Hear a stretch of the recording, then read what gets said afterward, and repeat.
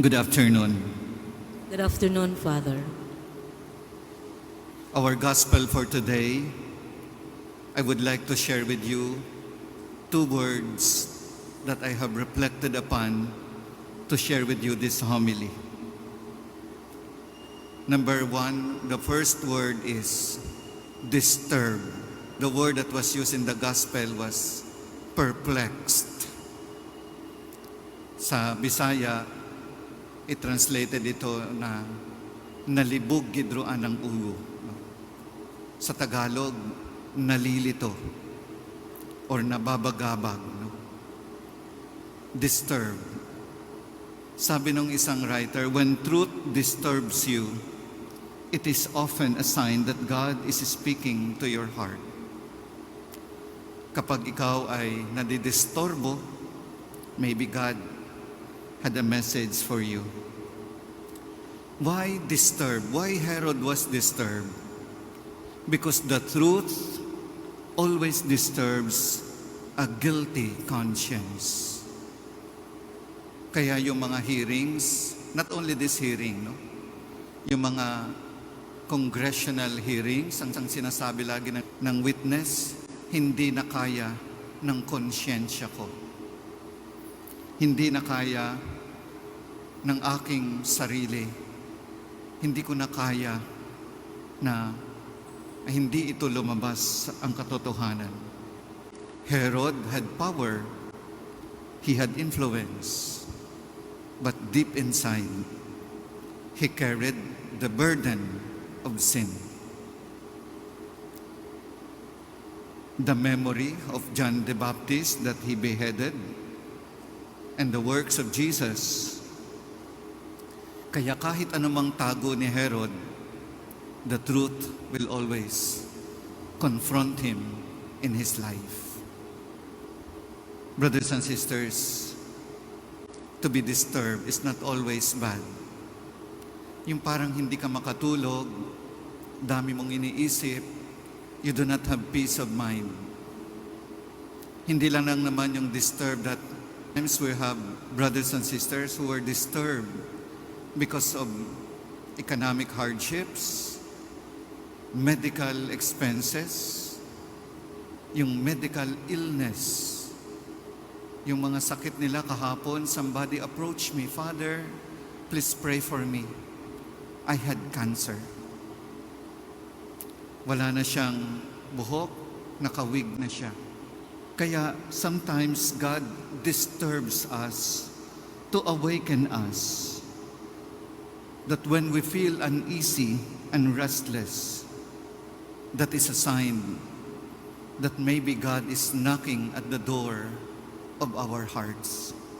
The danger is not the disturbance, but ignoring the disturbance.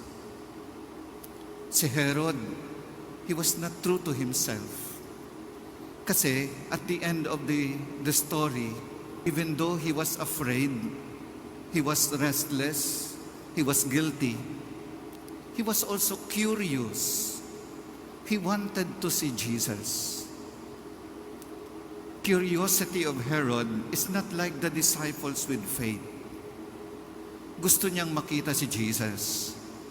Siguro gusto niyang makita, to be entertained, but not to encounter really Jesus. I am sure you are also familiar with the story of Zacchaeus, of chapter 17 of St. Luke, the story of Zacchaeus. The word was also used. He also wanted to see Jesus. Si Herod, he wanted to see Jesus, not just for himself, but to be entertained.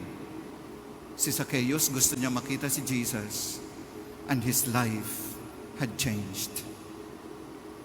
Si Saint Augustine, he was also disturbed, but also he was able to see Jesus. I would like to share with you a poem. It was written by an English writer, si Sir Francis Drake. Sabi niya, ang title ng poem, Disturb Us O Lord. Disturb us, O Lord, when we are too pleased with ourselves. Parang komportable, kontento ka na sa sarili mo. Kaya sabi ni Sir Francis Drake, disturb us, O Lord. It is a warning against complacency.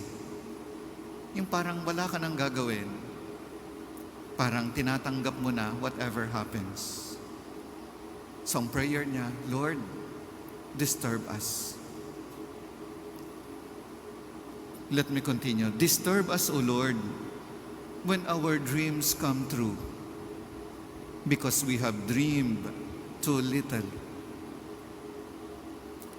Disturb us, Lord, kapag ang pangarap namin natupad, kasi ang pangarap namin, ang baba lang. Hindi yung pangarap na mataas. Disturb us, Lord, kasi nangarap kami ng mababa. Sabi pa niya, disturb us, O Lord, when we arrive in safety because we sailed too close to the shore. Di ba pag nakasakay tayo ng bangka, sabi ni Sir Francis Drake, disturb us, Lord, kasi ang babaw lang naman ng aming naabot.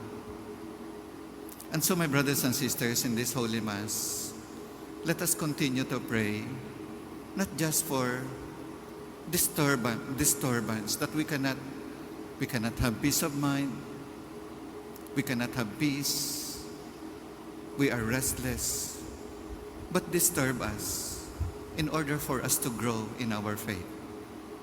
And we continue just like Herod. Not because Herod was so curious, but we wanted to see the real Jesus in our life. Amen.